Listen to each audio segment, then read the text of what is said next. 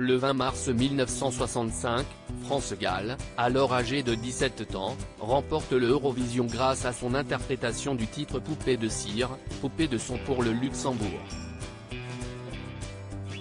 La chanteuse appelle donc Claude François, son compagnon de l'époque, pour l'informer de sa victoire. Mais la réaction de ce dernier l'a plongée dans une grande tristesse. De la vie amoureuse de France-Galles, beaucoup connaissent son histoire mémorable avec Michel Berger. C'est d'ailleurs grâce à lui que la chanteuse a connu les plus grands succès de sa carrière avec des chansons composées spécialement pour elle. Il jouait du piano debout, Résiste, Des branches, Diego libre dans sa tête, et là, Viens, je t'emmène ou encore évidemment, tous ces titres ont permis à France-Galles de laisser son empreinte dans le monde de la musique. Difficile donc d'évoquer la chanteuse sans mentionner Michel Berger. Pourtant, ce dernier n'est pas la seule star que la mère de Raphaël Hamburger a fréquentée.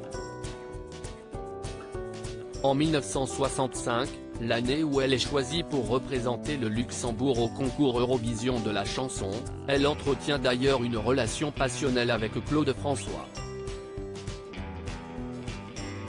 Le soir de l'événement, c'est donc logiquement que la chanteuse appelle Clo-Clo pour l'informer de sa victoire suite à son interprétation de Poupée de cire, Poupée de son. Malheureusement, la réaction de son bien-aimé de l'époque n'a pas été celle espérée.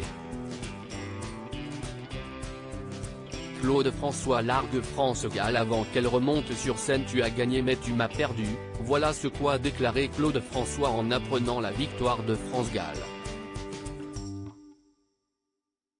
Un moment tristement marquant pour l'artiste disparu le 7 janvier 2018. J'étais avec un garçon et j'ai demandé qu'on appelle ce garçon quand j'ai gagné. Et ce garçon, avant que je monte sur scène pour aller rechanter ma chanson, il me dit « Je te quitte », avait-elle déclaré dans l'émission C'est votre vie en 2015. Malgré tout, la chanteuse a tout de même dû remonter sur scène pour interpréter une nouvelle fois le titre de la victoire face au public. On me pousse sur scène et on voit que j'ai plein de larmes mais ça n'a rien à voir avec le fait que j'ai gagné, avait-elle ajouté. Dire qu'à l'époque, tout le monde pensait que c'était des larmes de joie.